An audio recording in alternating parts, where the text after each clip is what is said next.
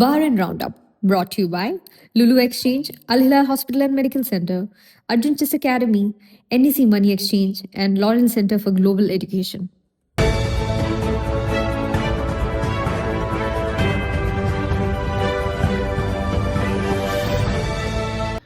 നമസ്കാരം. ഇന്ന് 2026 മെയ് 26 ചൊവ്വാഴ്ച. ബഹ്റിൻ റൗണ്ടപ്പിലേക്ക് സ്വാഗതം.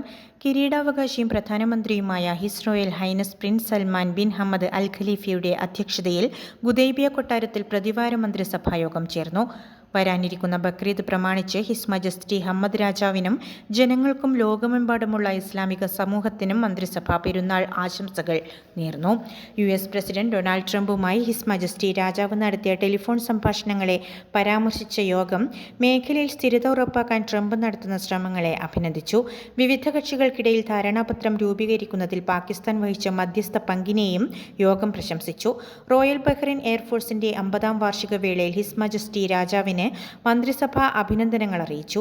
ദോഹയിൽ നടന്ന 4ാമത് GCC ഗെയിംസിൽ ബഹ്റിൻ കാഴ്ചവെച്ച മികച്ച പ്രകടനത്തെയും GCC UK സ്വതന്ത്ര വ്യാപാര കരാറിലെ സുപ്രധാന പുരോഗതിയെയും യോഗം വിലയിരുത്തി സ്വാഗതം ചെയ്തു.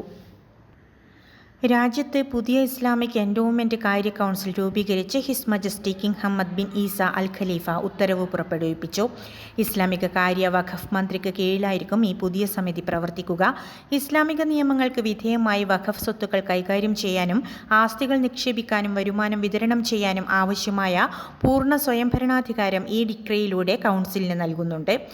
വഖഫ് വസ്തുവകകൾ കൃത്യമായി സംരക്ഷിക്കുന്നതിനും മേൽനോട്ടം വഹിക്കുന്നതിനും കൗൺസിലിന് പൂർണ്ണ സ്വാതന്ത്ര്യമുണ്ടായിരിക്കും. ലോകത്തിൽ തന്നെ വിവിധ മതസ്ഥരുടെ ആരാധനാലയങ്ങൾക്ക് ഏറ്റവും ഉയർന്ന സാന്ദ്രതയുള്ള രാജ്യമെന്ന ചരിത്രപരമായ ഗിന്നസ് വേൾഡ് റെക്കോർഡ്സ് നേട്ടം ബഹ്റിൻ സ്വന്തമാക്കി. ഗതാഗത വാർത്താവിനിമയ മന്ത്രിയും king Hamad global centre for coexistence and tolerance ചെയർമാനുമായ doctor Sheikh Abdullah bin Hamad Al Khalifa ഔദ്യോഗിക ഗിന്നസ് സർട്ടിഫിക്കറ്റ് കിരീടാവകാശിയും പ്രധാനമന്ത്രിയുമായ his royal highness prince Salman bin Hamad Al ഖലീഫയ്ക്ക് കൈമാറി.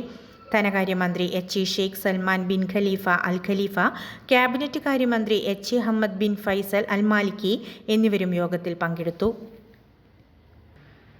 ബഹ്റിൻ ഉൾപ്പെടെയുള്ള ഗൾഫ് വിപണികളിൽ പരമ്പരാഗത പുരുഷവസ്ത്രമായ തോപ്പ് തയ്ക്കാൻ ഉപയോഗിക്കുന്ന ജാപ്പനീസ് തുണികൾക്ക് കടുത്ത ക്ഷാമം.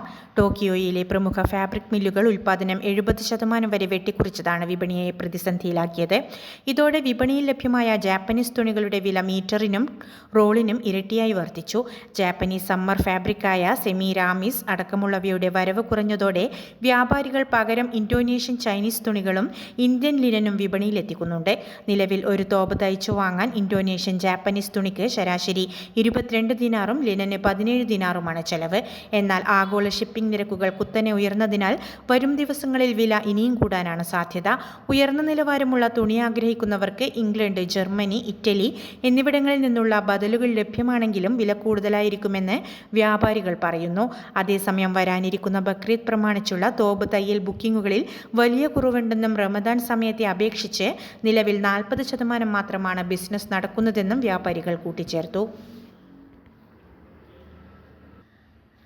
ബഹ്റിൻ ടൂറിസം ആൻഡ് എക്സിബിഷൻസ് അതോറിറ്റിയും ബിയോണ്ട് അൽദാന ആംഫി തിയേറ്ററും സംയുക്തമായി ഈദ് ആഘോഷങ്ങളുടെ ഭാഗമായി ദ ബിഗ് ബൗൺസ് അറേബ്യ രാജ്യത്തെത്തിക്കുന്നു. മെയ് 28 മുതൽ ജൂൺ 5 വരെ എക്സിബിഷൻ വേൾഡ് ബഹ്റിൻ വേദിയിലാണ് ഈ വിനോദ പരിപാടി നടക്കുക. ലോകത്തിലെ ഏറ്റവും വലിയ സഞ്ചരിക്കുന്ന ഇൻഫ്ലേറ്റബിൾ വിനോദ കേന്ദ്രമായ ഇവിടെ കുട്ടികൾക്കും കുടുംബങ്ങൾക്കുമായി വമ്പൻ പ്ലേ ഗ്രൗണ്ടുകളും ഇന്ററാക്റ്റീവ് സോണുകളും ഒരുക്കും. GCCയിൽ നിന്നുള്ള സന്ദർശകർക്കായി വിപുലമായ വിനോദ പദ്ധതികൾ ഒരുക്കുകയാണ് ലക്ഷ്യമിടുന്നതെന്ന് BTEA CEO സാറ അഹമ്മദ് ബുഹിജി പറഞ്ഞു.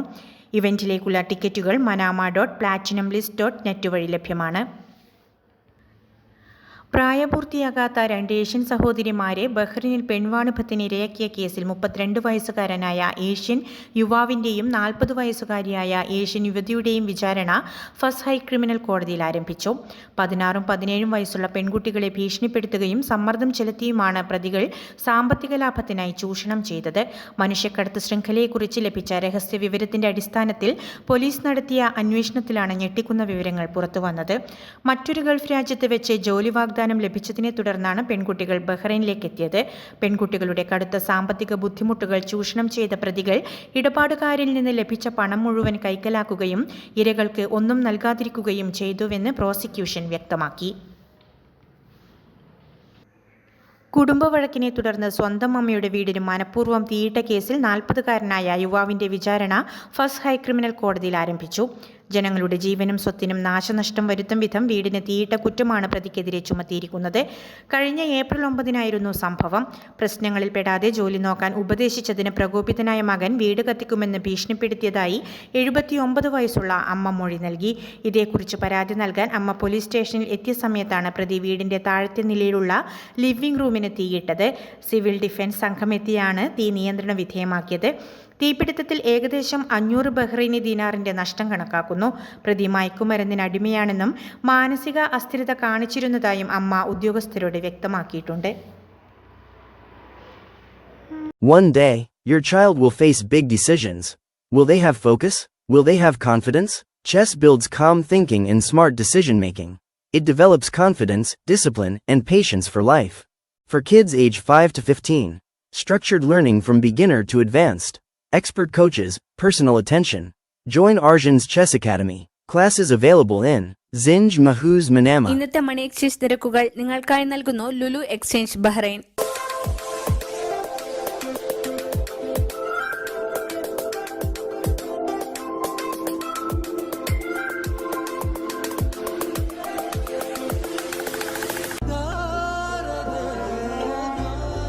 വിഷമിക്കണ്ട, എല്ലാം ശരിയാവും. ലുലു മണി. ഇന്നത്തെ സ്വർണ്ണ നിരക്ക്